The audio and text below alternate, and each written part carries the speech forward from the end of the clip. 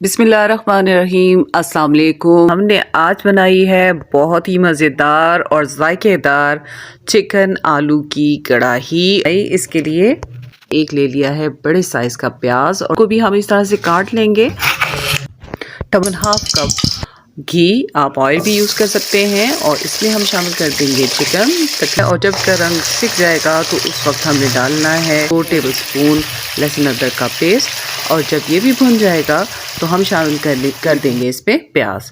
इसके बाद इसमें मैंने शामिल किए थे बेबी पोटैटोस, इसमें डाल देंगे टमाटर काट लिए थे। टमाटर के छिलकों को आराम से उतार लेंगे और 1 चम्मच चिली फ्लेक्स, 1 चम्मच हमने ले लिए है जीरा और 1 खुश्क धनिया पाउडर। इनको हमने फ्राई करके भून के कूट लिया था, हम ये शामिल कर रहे हैं।